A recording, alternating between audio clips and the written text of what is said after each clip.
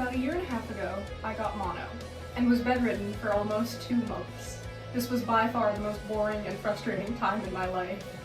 When I was in bed, I felt nearly completely normal and healthy, but then the moment I stood up or tried to do anything, I was sick as a dog. So I restlessly just spent all my time on my phone. I swear I must have finished the internet. Crowdsourcing for things to do, someone recommended that I watch something called TAI TV. Cue the rabbit hole of watching every single episode in a matter of days. So, what was TAI TV? And why do bands keep doing new versions of it? Seriously, it feels like every emo band has a vlogger in it nowadays. Is it a cash grab? Is it a consequence of the boiling cesspool of industry plants? Well, no. The phenomenon seems absurd, but once you understand the trend, its motivations make perfect sense. Musicians keep turning into vloggers, and it's a good thing. But to understand the movement, let's first take a look at the band behind what started it all, The Academy Is. The Academy Is was a pop-punk band from Chicago that started up in about 2005.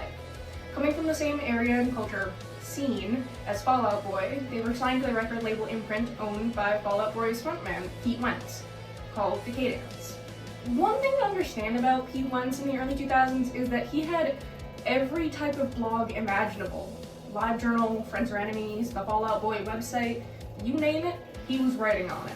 I quite literally made an hour-and-a-half long video mainly just analyzing his posts, and that barely scraped the surface. And these things were actual contributors to his success.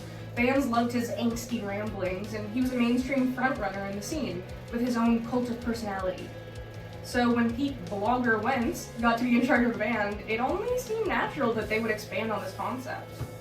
It was the dawn of the internet, and they were pioneering a new way to build a fan base. The Academy's expansion was something called TAI TV.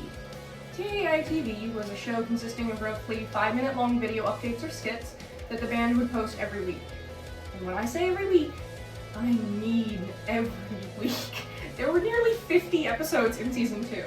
The series really got going in that second season, when they brought in the help of an old friend known simply as Jack the Camera Guy. Hi, I'm Jack, Camera Guy. The show ran from about 2006 to mid-2009 with 3 full seasons and a partial 4th before the group disbanded.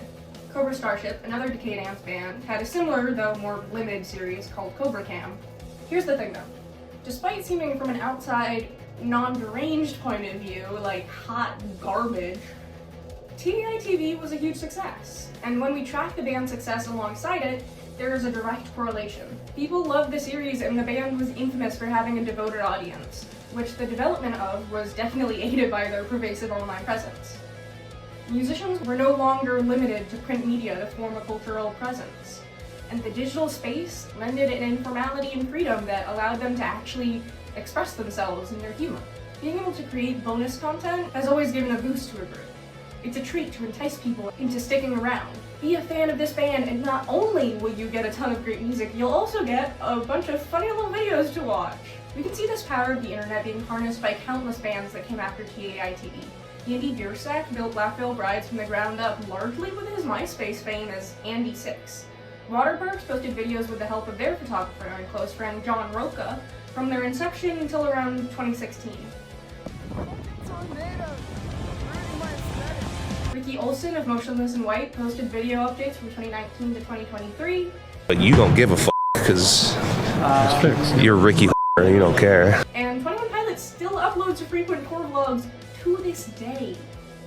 Once again, with their photographer and longtime friend. The site's artist posts to also provide a gathering space for fans to connect with each other and form a cohesive culture. Looking at our case study of TAI TV, we can see a bunch of comments going back more than a decade ago talking about how someone used to quote this all the time with their friends or how they were so obsessed. I mean, just a few days ago, me and April were on the verge of tears laughing, just saying this back and forth at each other. I'm gonna shake this out of you! I'm gonna break your freaking neck! I'm just a little man! What am I gonna do now? Back on the artist side of why series like this keep popping up is the fact that musicians just get bored. Once a group gets signed and tours with crew and a driver and the like, they don't really have anything to do until sound check in the afternoon. Another day, another hotel room. So many behind-the-scenes looks of musicians' lives largely include just fucking around, playing video games, sitting in a green room or on a bus for hours with nothing to do. Making a silly little video is something actually fun to do. Plus, musicians are artists, creatives.